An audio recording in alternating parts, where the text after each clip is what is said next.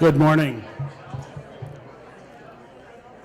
I know there are great conversations going on, but it's time to get to work here. Welcome to HASP in 2015.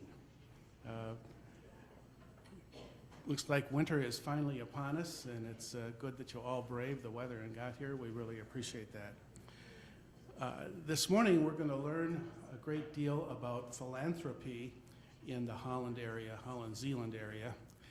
And I thought I would take just a quick minute to talk about the medical aspects of giving and how important that is. It's very obvious to all of us that through giving we help others, but we don't really realize, and there's been a lot of research lately showing that the giver benefits a great deal from acts of philanthropy as well. Researchers call this a helper's high or a giver's glow. Numerous studies have been done to try to support this. And just to give you some rough numbers, these studies suggest 89% improved sense of well-being, 73% lower stress levels through giving, 40% lower likelihood of developing hypertension, 68% improvement in overall physical health. And in 2013, there was a review of over 40 international studies done that suggested that volunteering can even add to your lifespan. 77% enhancement of emotional health, 92% enriched sense of purpose in life, 96% greater happiness. And a study in Great Britain last year showed that of the 5 factors that they attribute to decreasing the incidence of depression in Great Britain, giving to neighbors and communities is one of the major ones. So, quoting Calvin Coolidge, "No person was ever honored for what he received. Honor, and I add good health, has been the reward for what he gave." So I'm sure you're going to enjoy this morning's presentation. Listen carefully. It will make you feel good. And if we're lucky, it might make us live a little bit longer. A few announcements. This morning's program is being streamed and taped, and it's a test. And I think it may be, the test is designed to see if this should be done on a regular basis and put on our website. Remember to consult the HASP website to check on course closings and the status there. A weather reminder, you know that if Holland schools are closed, all HASP courses are canceled, but if Holland schools are delayed, we're tough, we go on anyway. There will be a HASP trip to Kentucky in April, and there are 2 informational meetings planned about that. If you're interested, please go today, immediately after this program, to the HASP classroom and learn more about the Kentucky trip, or on Monday, January 12th at 10 a.m. in the HASP classroom, there will be another meeting. There are the yellow sheets on your table with service opportunities. Please look those over. If you'd like to sign on, do that and leave it on the table. Or you could drop that off at the HASP office, or just email the HASP office. So now I'll have Bonnie Cowie come forward and introduce our guests and new members.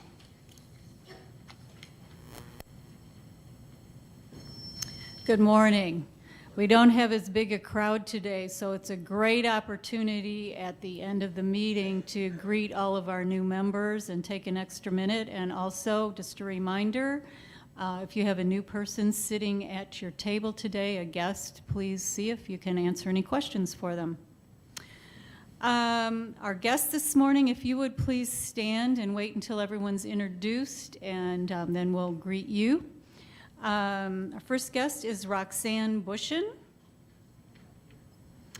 Janet Hardenberg. Janet, there she is. Deb Fergus, Lynn Vincent, Marjorie Arnett, and David Douglas. Welcome to all of you.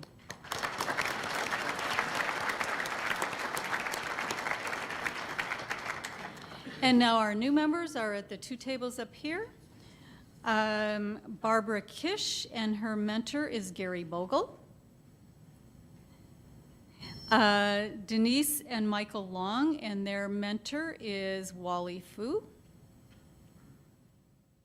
Dave Vanderbilt, and his mentor is Peter Deedy. And Karen Zudaway, and her mentor is Sue Williams. Welcome to HASP.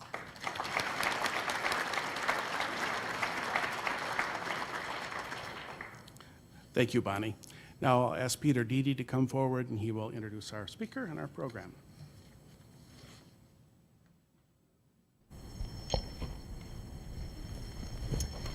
Good morning.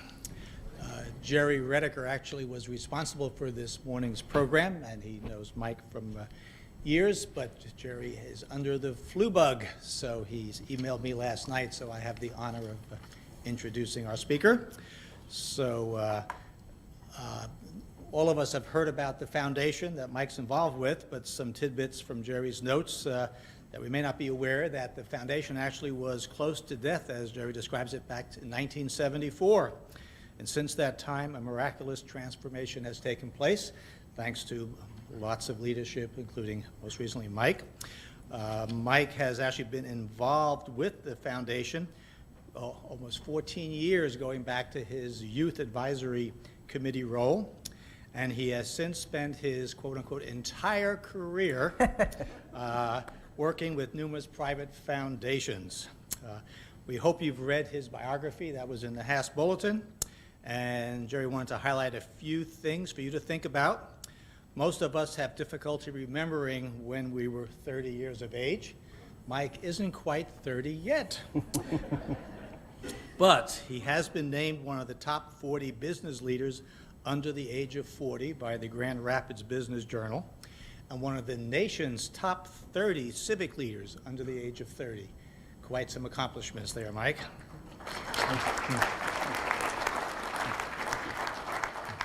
He holds a Master's of Public Administration and Nonprofit Management, as well as a bachelor's degree in secondary education. So our time is limited this morning, so I encourage all of you to meet Mike either today or at their offices across the street from our HASP office on A Street, and you will find him and all of his staff very welcoming. So please welcome Mike to HASP. Thank you. Appreciate it. Can you guys hear me okay with this mic? Loud enough? Okay, good. We're also, as they mentioned, we're testing the videography side of this. So our challenge this morning was making sure the volume was appropriate for you all, as well as the camera in the back. So hopefully if it gets too loud for you, tell me to turn it down. You're more important than the camera.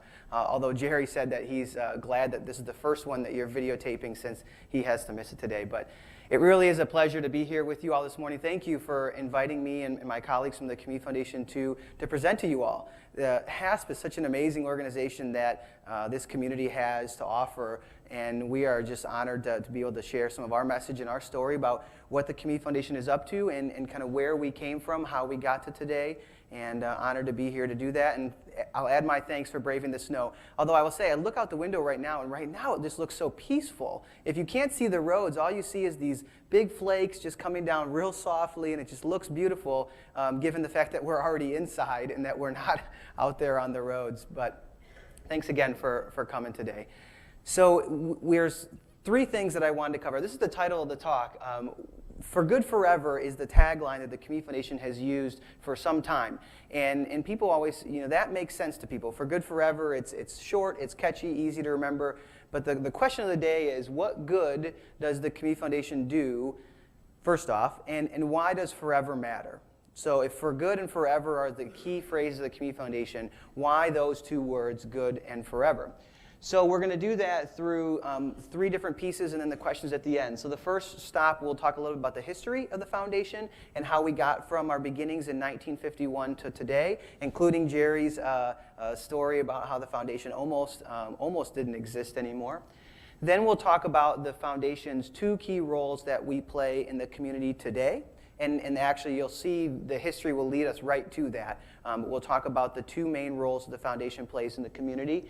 And then we'll talk about the impact, so that good part. What good is the foundation doing in the community? And then we'll finish with questions and some conversation. And I've heard that this group is one that likes to engage in that dialogue, so I'm going to do my best to make sure I stay on time to give plenty of opportunity for questions. And please ask anything, and if I don't know the answer, I'm not going to make it up. I'll just tell you I don't know, but hopefully I can give you an answer as to why we do what we do, or our perspective on things that are going on in the community. Happy to answer any of those questions, or about philanthropy in general.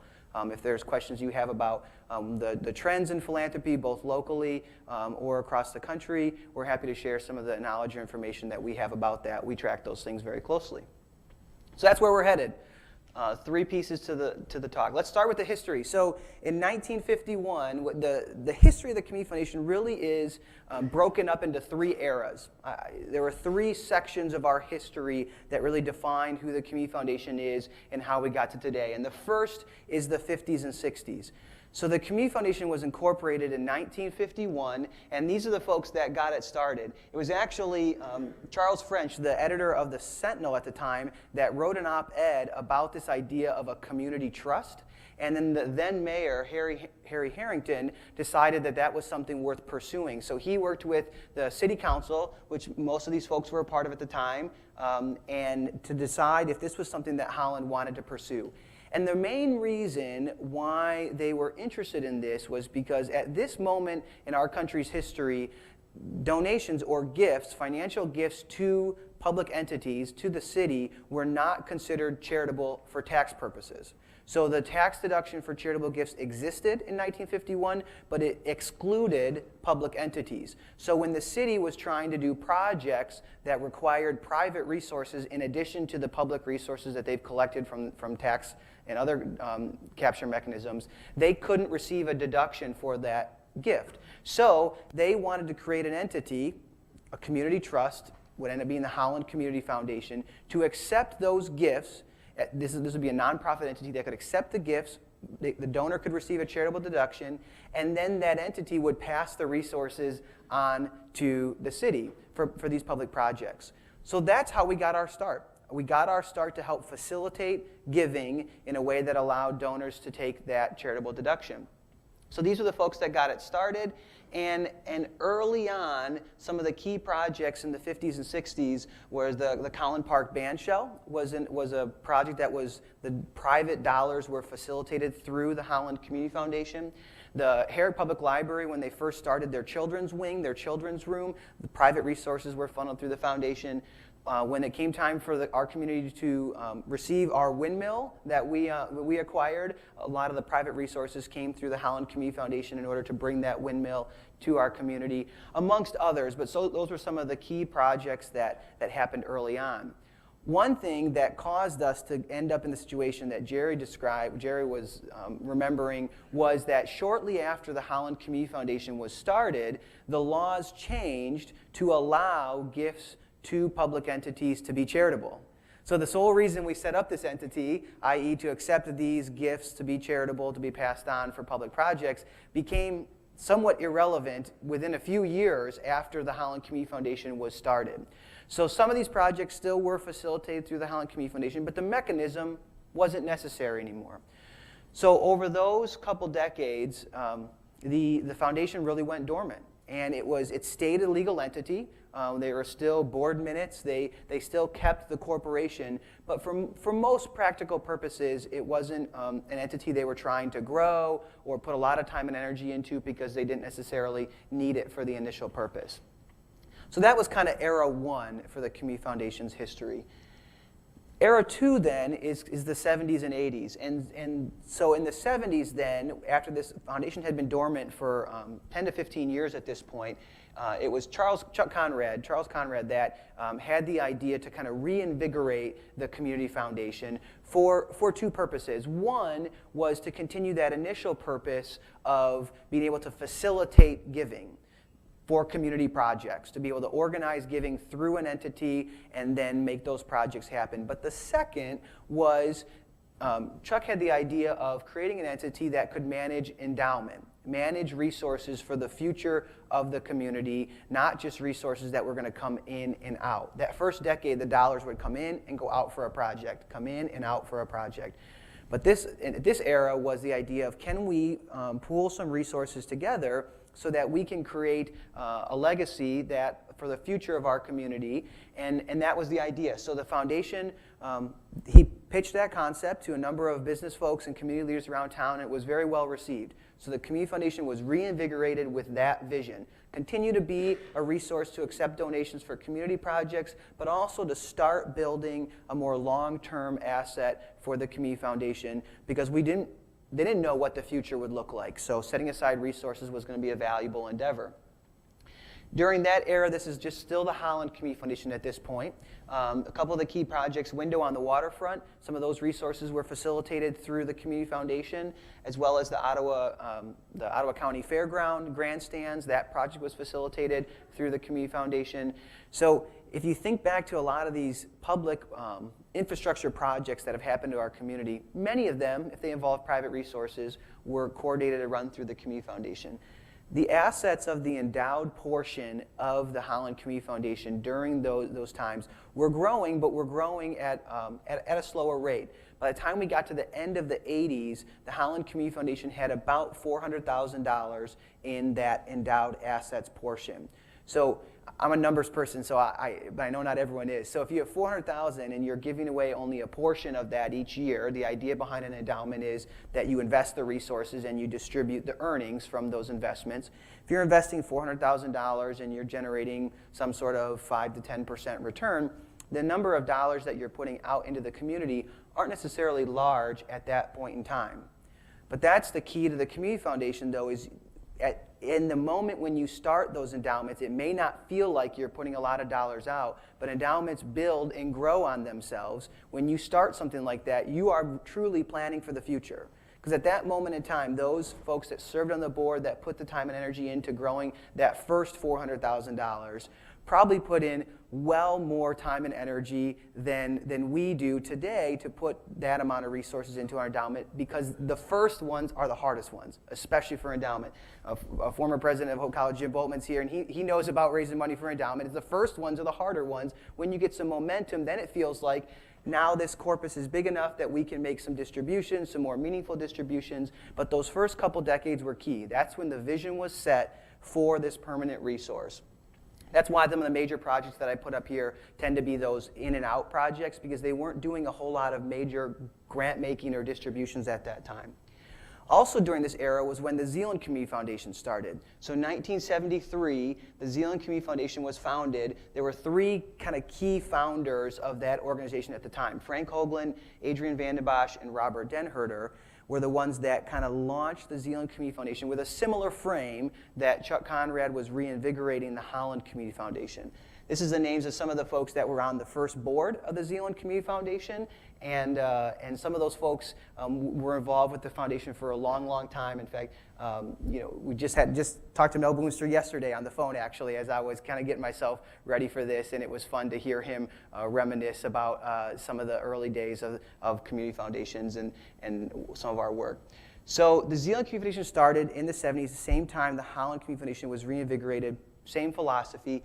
By the end of the 80s then, the Zeeland Community Foundation had the similar amount of assets as the Holland Community Foundation, about $400,000 each in their endowed portion of their organizations.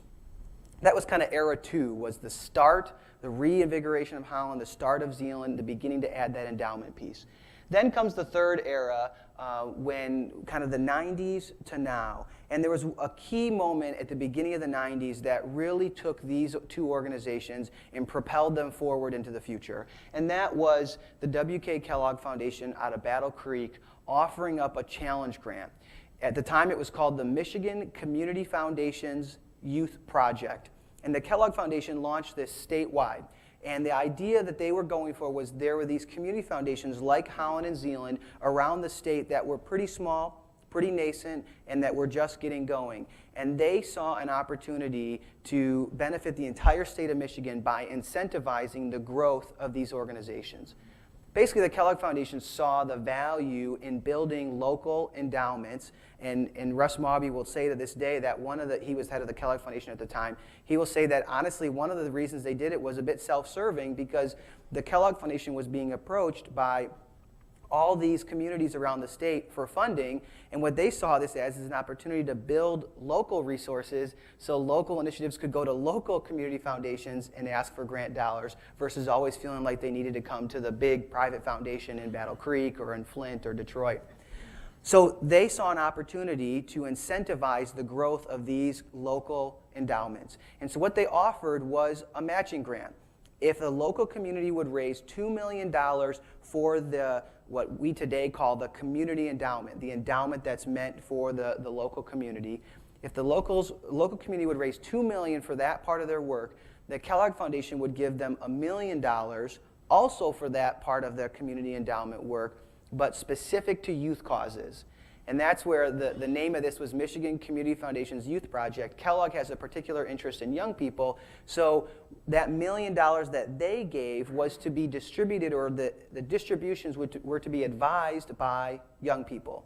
So when Peter mentioned that I was involved as a youth council member when I was in high school, that's what I was involved in. A youth advisory council that was responsible for advising on the distributions from these resources that the Kellogg Foundation had given to our local community.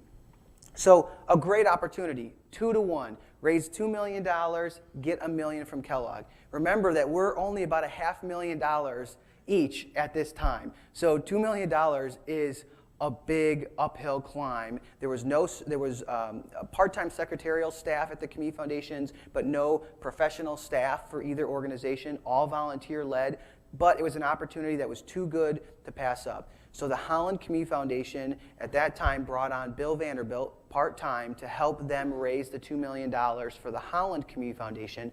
Then the Zeeland Community Foundation thought, that's working great. Let's bring on Bill Vanderbilt to help raise the $2 million for the Zeeland match. So Bill found himself working for both organizations, doing the same thing, just driving up and down Chicago Drive, depending on who he was meeting with. And that was really what got these things going. There was a staff member, and they set out to raise these dollars. After the Holland Community Foundation met their match, they raised their $2 million, got $1 million from Kellogg. Then while Zeeland was raising their money, started to raise their $2 million, the idea came for the two entities to merge.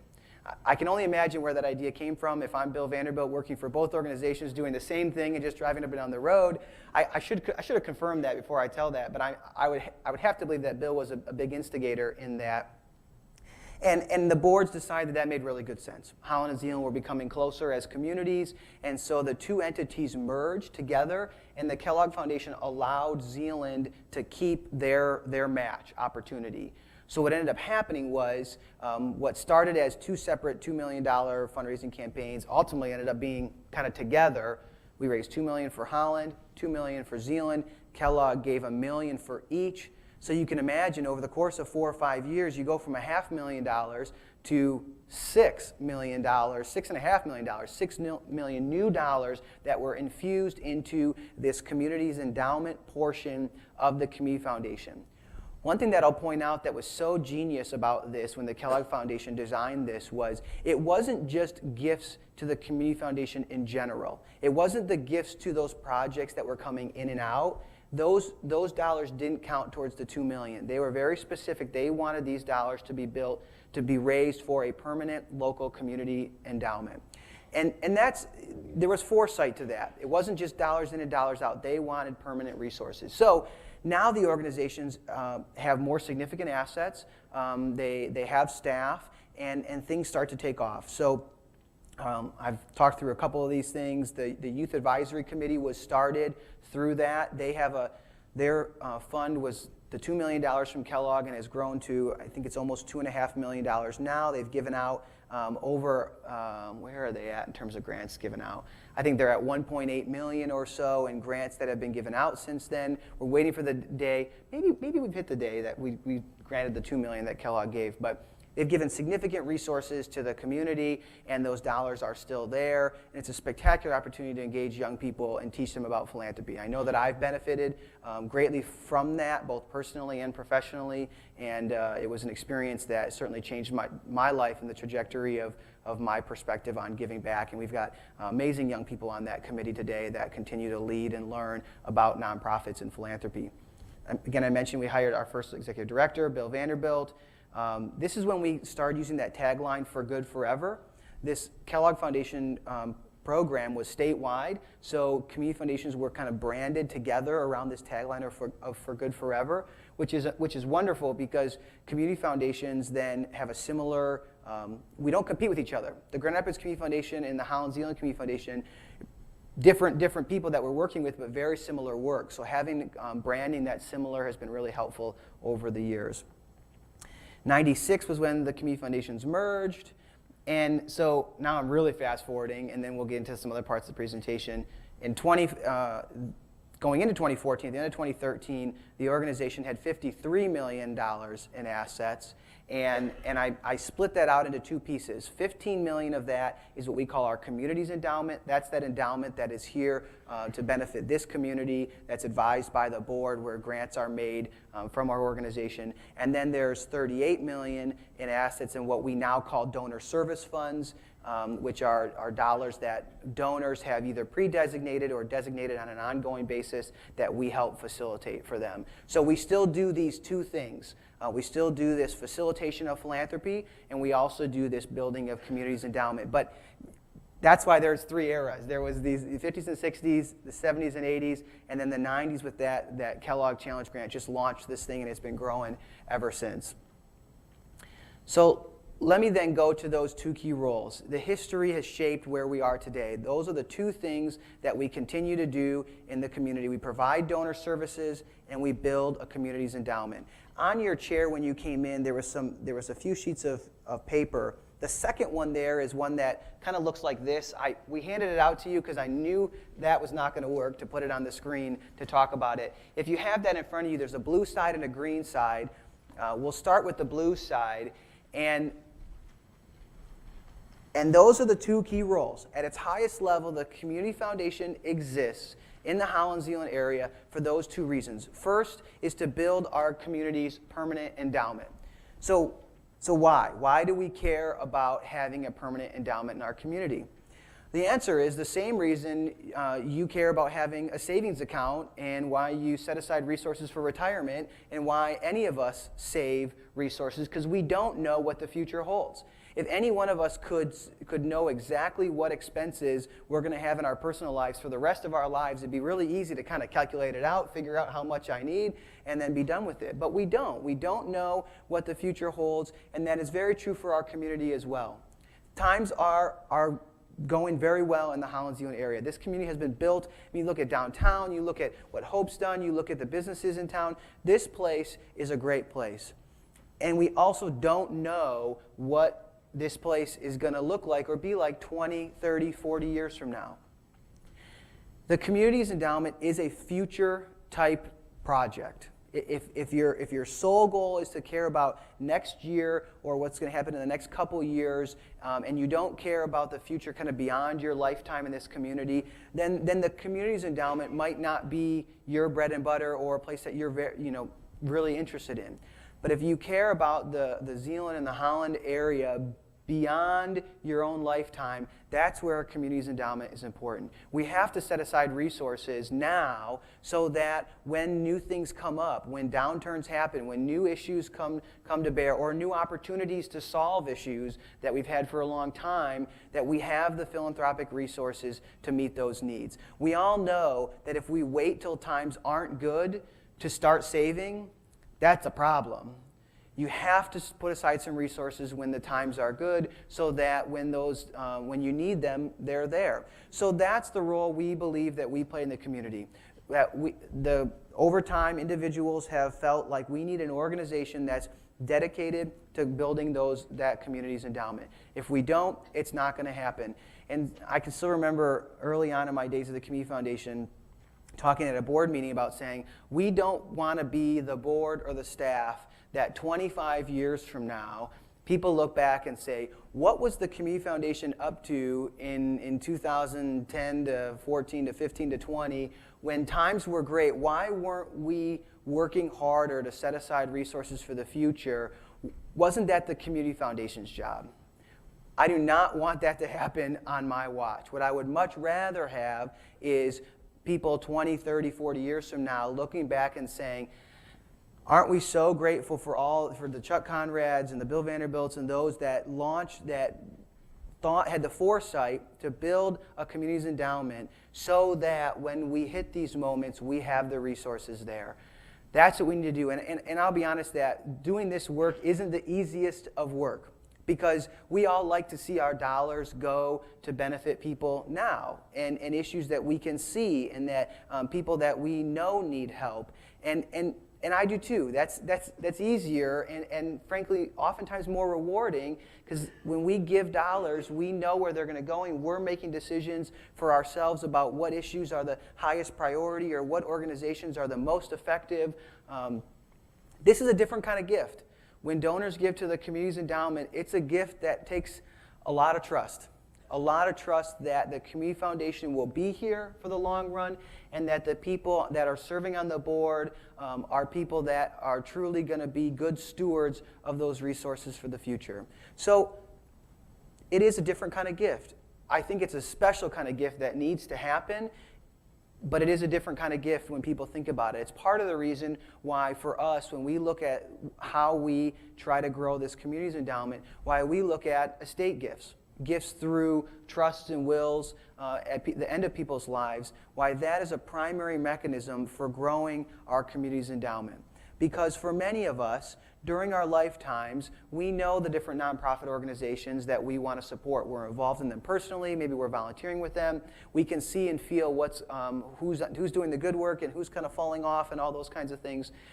But as much as many of us are going to want to try, when we're no longer here, we're not going to be able to have that knowledge anymore. We're not going to be able to steward our resources beyond our lifetime. We're going to try. I think many of us will try, but that's something that's not going to be able to be done by ourselves. That's the right time to make a gift back to the community. A gift through estate plans is a gift back to the community that you've been born and raised in, that you've come to love, that you want to see succeed well beyond your lifetime. So we spend a lot of our time focusing on estate gifts as a primary mechanism for growing our community's endowment.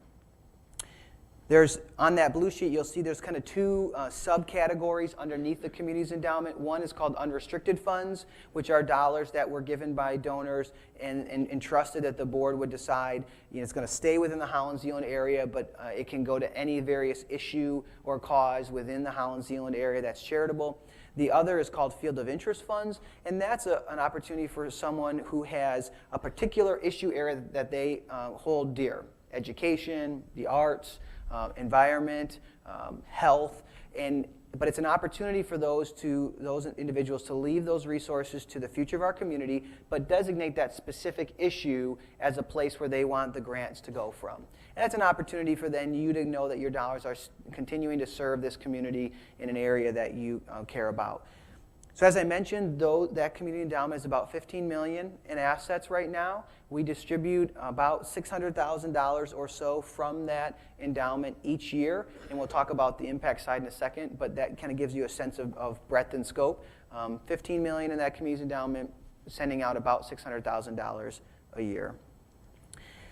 The second part of our work then on the flip side, on the green side of that sheet, is providing services to donors. This goes back to our roots. This goes back to why we were formed in 1951, and one of the roles that we played for a long time is helping make philanthropy happen in our community, specifically trying to help donors achieve their charitable goals.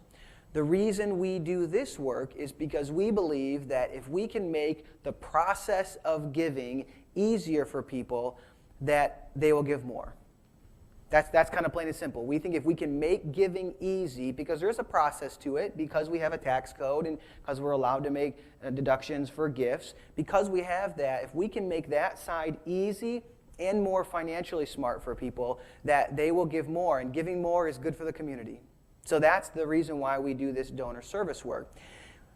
Within donor services, we have a couple different mechanisms that we use to help make that giving easy. The first that you'll see on the sheet there is called donor advised funds, and these are newer since they've really gained popularity starting in the 90s and over the last decade or so. And this is a mechanism by which donors can organize their giving. They have a fund at the foundation, they make gifts into the fund, and since we're a nonprofit organization, they receive a tax deduction when the gift comes into this donor advised fund. They serve as the donor advisor to the fund, so they advise on where grants go from that fund out into the community. So instead of the Community Foundation's board reviewing grants and making grant decisions, it's the donor who advises on where those grants go. It's a mechanism for organizing your giving. And there's two kind of key reasons why people do it. One is for tax reasons. If you have a particular year where you have a high income, if you sell a business or have an inheritance, or for some reason have a year when your income is higher, you're going to be in a higher tax bracket, and that's the year that it probably makes the most sense for you to do a significant amount of charitable giving. And when I say most sense, that's from a financial perspective. That year may be the year that it makes financial sense to give a larger amount of money, but you maybe don't want to give twice as much or 4 times as much to your church or your favorite charity that year, knowing that that high income year was a one-time year. You're not going to sell a business every year. You're not going to have that inheritance every year.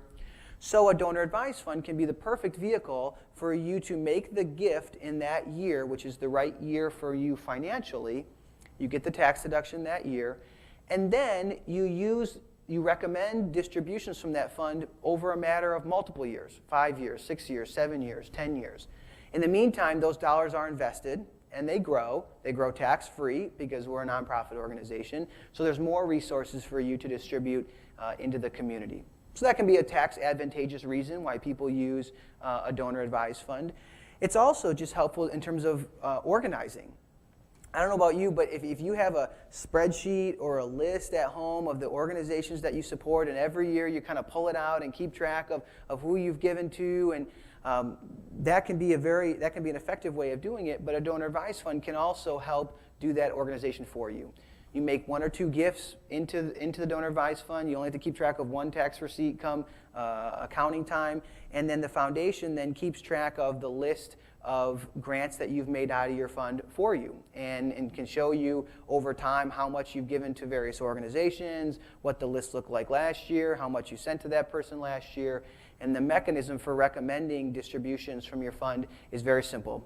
By phone, by email, send in a letter, walk in the office. We try to make that giving process easy. Last thing I'll say about donor advised funds, and then I'll move on, is you may have seen that I wrote an op-ed in the paper a month or so ago about giving smarter. And the thrust of that piece in the paper was about encouraging people to think about giving appreciated assets to charity instead of cash gifts. If you have appreciated assets, usually stocks, but it can be other assets, those are typically, I'm not a CPA, and I'm not going to give CPA tax advice to everyone all at the same time. But typically, that is the most tax advantageous asset to give to charity, because you can avoid capital gains tax in addition to taking the income tax deduction. But many of us don't give that way because it's just a little bit more complicated. If you're going to make gifts, $100 to 10 different organizations around town, going to your broker and having them send four shares of these different stocks to 10 different places, it's just a lot more complicated. And frankly, a lot of nonprofits aren't well equipped to accept those types of gifts. That's the final reason a donor advised fund can be really valuable. You can make 1 gift of stock into your donor advised fund, and you can call the next day and say, okay, I'm giving you a gift of stock into my fund, and I'd like it to go these 10 places. Great, we accept the gift, we sell the stock, and we write checks to those organizations on your behalf. So again, it's a mechanism for you giving smart financially, but also effectively and easier out into the community. So enough about donor advised funds now. If you want to talk more about donor advised funds, I'll be around. I also want to just quick introduce, we have a director of donor services at the Community Foundation, Ruth Heerspink-Vis. Ruth, you want to stand a second? She's our guru of donor advised funds and all things donor services. So everything on the green side of the sheet, Ruth is in charge of at our organization, and she's delightful to work with. And so if you have any questions about any of this, either myself or Ruth will be here and available at the office to talk about these things. That's donor advised funds. Designated agency funds, these are funds that donors have set up to benefit one specific organization. So it's an endowment for an agency. We manage endowments on behalf of numerous local agencies. The Rescue Mission, CWIT, Outdoor Discovery Center. You can name a variety of organizations that have endowments at the Community Foundation. And our role is to manage those assets. We invest those assets on their behalf. We do so because we can pool all our resources together, and we can get access to some different kinds of investments and a little higher sophistication by investing those resources together. And then each year we make a distribution from that endowment to that agency. It's a mechanism for you to support an organization that you love beyond your lifetime, or to set up some sort of perpetual way for that organization to be receiving gifts from you. Another reason why we do these, or one of the popular ways that we end up doing this, is again through estate plans. So people will leave a certain part of their estate to charity, and they may or may not want that organization to receive the lump sum in 1 year, and depending on the size of your estate and what that gift may be. So what they do is they set up a fund at the foundation through their estate plan, and then we make the distributions for them. Sometimes it's a true endowment where it's set up to perpetually give gifts to the organization. Sometimes it's over a 10-year horizon, a 20-year horizon, or 5-year horizon. But the idea being that when the gift comes to the foundation, they've provided us direction as to how to distribute that out over what period of time. We invest it in the meantime, but certainly the key role for us is helping achieve that person's charitable goals. Donor services for us is, if we can help people in this community achieve their charitable goals, that's success for us. Dollar amounts don't, high, low, doesn't matter. The frame for us is, can we make the process of giving easy for people, because then they're more likely to give more, and that's a good thing for our community. The third thing there is scholarships. Scholarship funds are, I think we're all familiar with the idea and concept of scholarship funds. Where we play a role in that is, if someone wants to set up a scholarship to benefit a local student, but doesn't necessarily know which college they're going to go to. If it's going to benefit just Hope College students, you'll probably set up that scholarship here at Hope College. But if you want to give a scholarship to kids graduating from the Zeeland schools who are going to study math education, then the Community Foundation is a primary place where that scholarship can get set up. We give our scholarships distribute. Last year we were about $450,000 in scholarships that were distributed out of the Community Foundation. So we have close relationships with all the various local high schools. The students can apply in one place online for 70 different scholarships. That's really helpful for them. Instead of having to go to every every scholarship and fill out a different application, they can do it at kind of a one-stop through the Community Foundation. So they certainly appreciate it, and donors are able to, again, achieve their goal, but we administer it for them. They get to individuals can choose what types of students they want to support. They can even be involved in the selection process, but we just handle the administrative side for them. Last thing on that list is fiscal sponsorships. That's kind of what we call these community projects where the city's going to raise money to repair the windmill, and those dollars gifts are being run through the Community Foundation to help pay for the repair of the windmill. When the sculpture is going up on the bridge, those dollars are being filtered through the Community Foundation. So we still do that work as well, very much of it. You don't see on that sheet, you don't see a lot of assets in that part of our work, because those dollars are mainly coming in and out. But collectively, these donor service funds have $38 million in assets. And I think that's surprising to a lot of people, because when they think of the Community Foundation, I think we tend to think of the community's endowment side, and that's an absolutely critical side of our work. But when you think about our $53 million in assets, it really is divided kind of 2/3 to this donor service work, and then 1/3 to that community endowment side. So we do two things. We build and manage our community's endowment to ensure that there will always be philanthropic resources available for the future of this community. And we offer products and services to donors to help them achieve their charitable goals by making the process of giving easy so that they give more. That's it. If we can say we're doing those two things, it's a good day, it's a good year at the Community Foundation if we're achieving those two goals. So the third part of the talk this morning was going to be on community impact. So now I'm focusing specifically on this community's endowment. How are we using those dollars to make an impact in our community? Because having those dollars and saving them for the future isn't enough. The point is not just to have an endowment that we can say we've grown over the years. That's not the point. The point is to use those resources in an effective way as possible. So I wanted to tell you a few stories this morning about how we've used our community's endowment to make an impact in the Holland-Zeeland area. The first is my favorite grant story, and it's favorite for me because it was a grant that we gave from the Youth Advisory Council when I was a sophomore in high school. I was involved in reviewing this grant application from the Center for Women in Transition, and they at the time were looking to bring a new program into town called Girls on the Run. Is anyone here familiar with Girls on the Run? This is why I love this grant story. Because at the time, Girls on the Run did not exist in this community. It was a national program that CWIT wanted to bring into the community. And so they applied to the Community Foundation for a grant to help bring this program in. This is the perfect role for the Community Foundation. A new idea, a new program that they didn't have the resources for in their budget. They applied for a grant from the Youth Advisory Council. We approved it. I remember the first year that they had the run.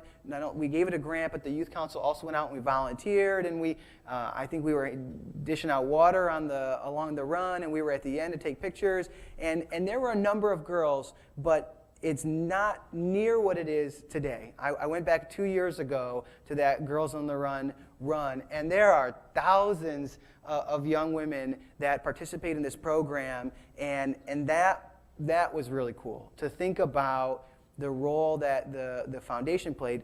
The work was obviously CWIT's work, but when you think about the role of the Community Foundation, the Community's Endowment, we were a place that could provide the resources to help launch a program, bring it to our community that has now just taken off and impacts the lives of so many. Definitely one of my most favorite grant stories that the foundation has given. A second story or example would be in 2008 and 2009 hit, and the economy really tanked. The Community Foundation shifted our grant making to focus on what we call the Critical Safety Net Fund. Typically, if you think about the Community Foundation and the grants that we give across all different issue areas. If you compare us to the United Way tends to focus their dollars on education and kind of basic needs, health and human services types of things. And the Community Foundation does some funding in those areas, but also does arts, environment, community development, economic development. The other difference while we're talking about it is the beauty of the Community and the United Way is you need them both in a community. The United Way is much more the in and out, raise money on an annual basis and send it out, and the Community Foundation is that long-term endowment. And you need both. I mean, you definitely need both these entities. But during that time, we shifted our resources to be focused on that basic needs, that safety net, because that's what this community needed. That's the beauty of having a community's endowment. When people were giving to the Community's Endowment in the 1990s and the early 2000s, nobody knew what was going to happen in 2008 and 2009. None of us could have predicted it. But because we had built a Community's Endowment that was flexible, when that time came, the Community Foundation could shift and say, this has got to be our focus. This is what the community needs. We need to make sure pantries have food. We need to make sure that the community action houses of the world can provide foreclosure prevention assistance. We shifted, because we had flexible resources, to fund that. As you can imagine, it was also a difficult time to raise resources for those organizations because the economy was down. It was also when they had the highest need for services. So the Community Foundation could be flexible and shift our dollars to kind of direct, on-the-ground, basic needs in ways that were different, but it was only because we had built up that Community's Endowment previously that we could do such a thing. A third story is a more recent one, and Janet DeYoung was our second executive director. So Bill Vanderbilt was our first, Janet DeYoung was second, and then when Janet retired last year, I became our third full-time executive director.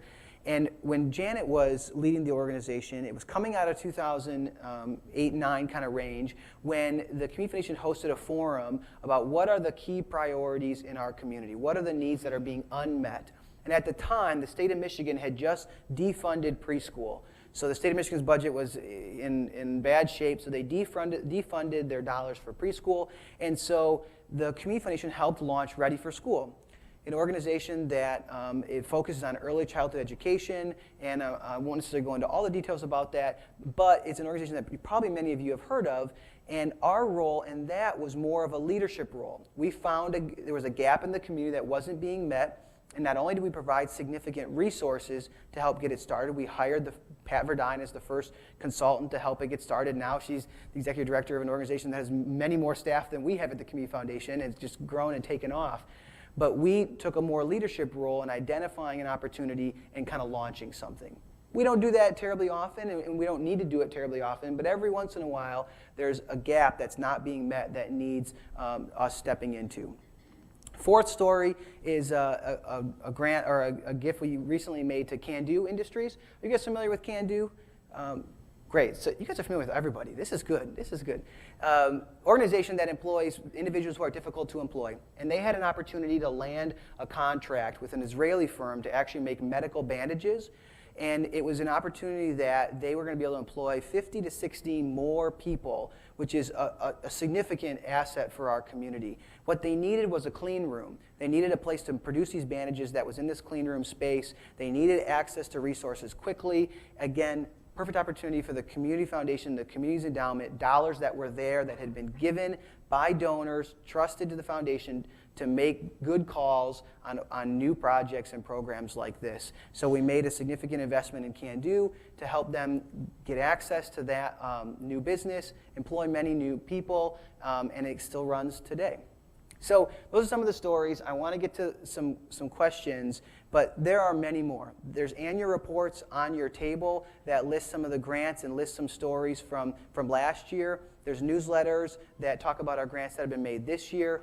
If you are not getting our materials and you would like to receive copies of them, I have a business card at your place. Just write your address, your name, your address, and your email on the back of that card and hand it to myself or one of my colleagues, or leave it on the table, and we'll make sure that you get added to the list so that you can see what our Community's Endowment is doing for our community, and then contemplate whether it's something that you want to be involved in more personally.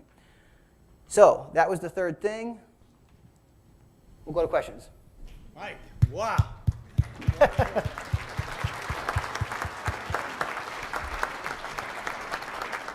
Questions? First one over here. Yeah. Can you take a couple of minutes to tell us about the managing of the massive endowment? I'm guessing you have some staff work, local management advisors, regionals, national, perhaps some outfit like Fisher, or maybe you go directly to the biggest mutual fund operators out there, or a combination. Sure. Yep. I'm guessing. Yep. Yeah. So we contract with a consultant to help us manage the investment side of our resources. So the company that we contract with is called Prime Buckles, and they're an organization that manages our fund managers for us. So they work with our investment committee. We've got an investment committee that is a combination of members of our board of trustees as well as individuals in the community, made up of people who do this for a living on a day-to-day basis, who are members of financial advising firms in town, from Cap Trust, folks who manage significant family wealth. And so that committee is our board committee that oversees investment. We work with Prime Buckles, who then manages our fund managers.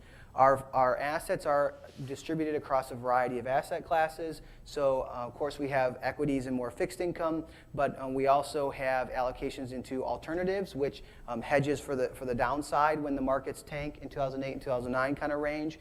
And just recently, actually, made our first investment in private equity, which we're at a size now where the illiquidity of private equity is more accessible to us because we've got more than $50 million in assets, but will hopefully help the upside return. So it's at the end of the day, we are not an aggressive investment philosophy because we're managing an endowment. So we have incentive to keep these resources here in perpetuity. So we're not making big bets that are either going to shoot this thing straight up or tank it straight down. I mean, it's very much spread out so that over the long term, we need a steady clip. We need a steady clip so that we can pay out 5%, keep up with inflation, and keep that endowment here in perpetuity. And so that's kind of the nature of our investment. And you can read a little bit more in the report too.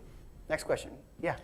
Yes, there's some financial institutions like Fidelity and Yeah. groups like that Yeah. that have also the donor-advised funds. Yep. What are the advantages to doing it through the foundation over one of those organizations? Yep. So the products are almost identical, the way they work. So there's analysis both ways. So the Fidelity, Schwab, the national organizations are going to be cheaper from a fee standpoint. But what we believe, and this is just a matter of personal preference, at the Community Foundation, what you do get access to is we convene our donor advised fund holders a couple times a year for opportunities where they can learn about local nonprofits. They can ask us questions about what we see coming down the pipeline, what new campaigns are happening, or what about that executive transition that's going on in the community. So many folks view that as a strong benefit to being with us, because then they can participate in those education activities, get access to our staff who are on a day-to-day basis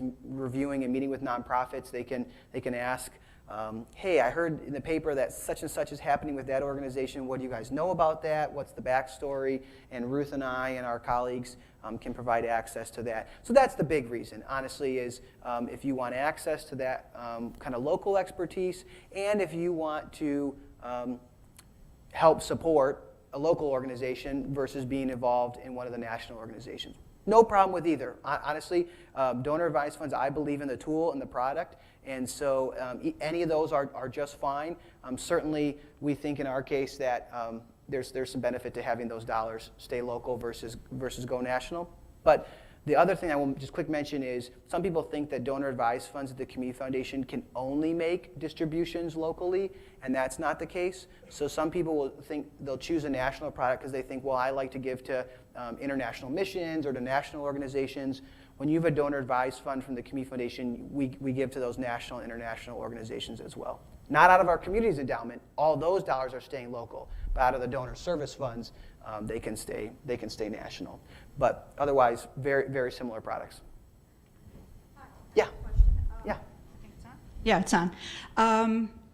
When you fund a program or you award a grant, how do you measure the impact of the success of any given program? Do you work with those awardees in terms of making their programs or their use of the funds? Help them maximize the funds.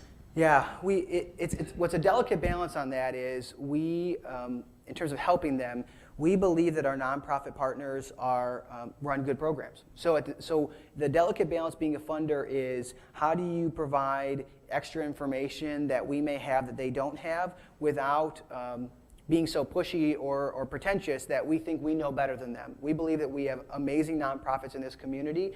So in terms of helping them, we tend to stay a little away from kind of influencing what program they're going to do. But where we spend most of our time is evaluating the project on the front end and the back end. Is it something that is a viable project? What are the chances of success? There usually isn't a lack of need for the project. It's more, what's the capacity of the organization to be successful in it?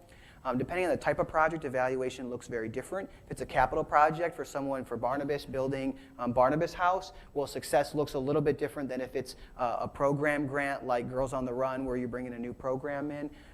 We do require evaluations on a 6-month yearly and a yearly basis, and if it's a multi-year grant, each of the years.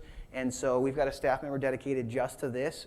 Her sole job is to evaluate the grant applications that are coming in, evaluate the ones that are going out. She meets with those grantees on a regular basis so that we don't have any surprises come those grant reports. And so we definitely do care about metrics and data as best we can, knowing that these things, we're not trying to be too pushy either, because we do respect the amazing work that's being done out there. Last question. Oh, man. Is there any possibility of the foundation helping with the reopening of Hospice House on 24th Street? Big question, and there are certainly when Hospice House, when Hospice made the choice to close Hospice House, We were interested in the analysis that went into that and why they made that decision, and their information to share. But from our standpoint, given the financial situation that it was and the prospects of where it was going in terms of how they could be reimbursed or not reimbursed, we don't disagree with that decision from a financial standpoint. It was obviously a tough decision given the fact that it was so recent and there are a lot of private dollars that went into it, including grants from the Community Foundation. We have not been approached for a grant to help reopen the Hospice House. So, at this point, that hasn't been asked of us. So we would evaluate it just like any other grant if someone was interested. If they were interested in applying for that, we'd evaluate it given the same framework that we do the others. So can I say one closing comment before you do your thing? So on your place, there was this little pack of mints. We call them Endow mints. Yeah, that fits so perfect, doesn't it? So endowments is our gift to you. That the mints are actually great, but the key for us is when you pull that out of your purse or you give it to somebody else, remember the Community Foundation and think of our community's endowment. This is an asset for this community that we need to make sure we're investing in. And we're going to be launching a pretty exciting estate giving campaign at the latter half of 2015. September of 2015, keep your ears open for an exciting initiative that we're going to be launching, trying to bring attention to this community's endowment because we know we have to do this now. We can't wait till later. So remember us when you have those mints from the community's endowment. Thank you very much, Mike.